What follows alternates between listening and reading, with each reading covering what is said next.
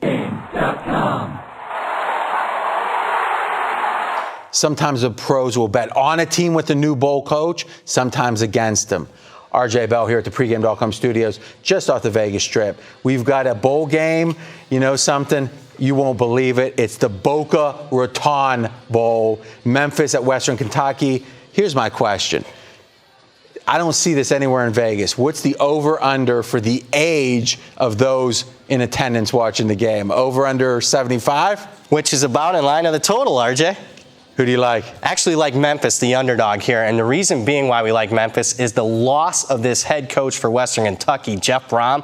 Why is it being undervalued? It's because he was also the offensive coordinator for Western Kentucky. And in this game, they are going to have a first-time play caller on the offensive side of the ball, not getting enough play in the markets. That's why we're going to play against this new head coach here and take Memphis plus the points. You know, I always am fascinated when people disregard losing a coach, regular season, postseason, because here's guys that are losing family, getting divorced, neglecting their kids, all to put that last 10 hours in the office. Now you're going to remove all those hours and think there's no effect? Yeah, and it's a double whammy here because he was that offense coordinator, and he specifically was hired at Purdue, his next coaching job, Jeff Brom, because of the offensive success. 52 points per game is what they averaged the last 9. Now you take his play calling out of the equation, I expect the offense to struggle, at least early on. Now let's talk a little more generally than we can apply to this game.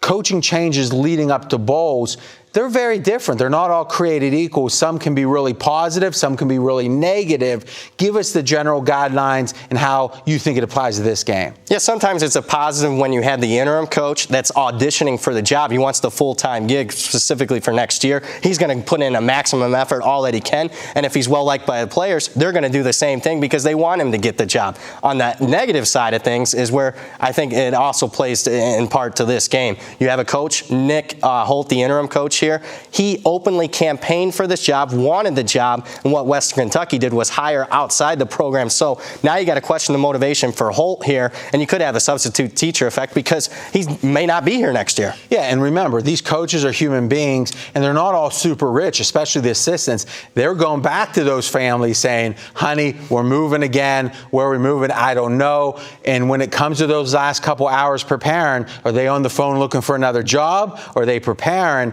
I think they're on the phone. Second main point. Second main handicap, let's talk about Memphis and their strong finish to the season. I think it's being overlooked because they started off slow. This is a team that had to replace a #1 draft choice, but you look at their last 4 games, 3-1 straight up, 3-1 against the spread. Their best performance of the season, RJ, was in their last game, an outright upset over Houston. All right, so bowls, we know something else different about them is the amount of time from the last game of the regular season to the bowl game.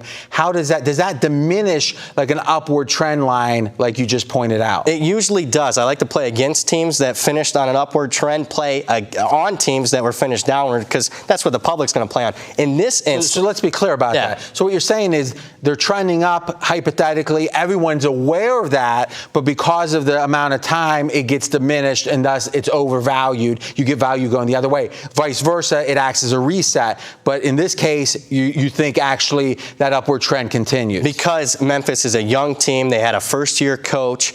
And they were playing their best ball this season at the end of the season. And with a young team, you get 15 extra practices. I only expect improvement here. So enthusiasm that might carry over off the end of the season, plus enthusiasm for these practices, because not only is it getting ready for the bowl game, but getting ready for next year. Let's make it official. Yeah, let's make this official. We're going to take Memphis plus the points. The loss of Western Kentucky head coach Brom, it's being undervalued because he was also the offensive coordinator. Plus, Memphis' strong finish to the season is getting overlooked. This is a young team that will only benefit with 15 extra practices. Add it all up, and we're taking Memphis plus the points. More videos at pregame.com.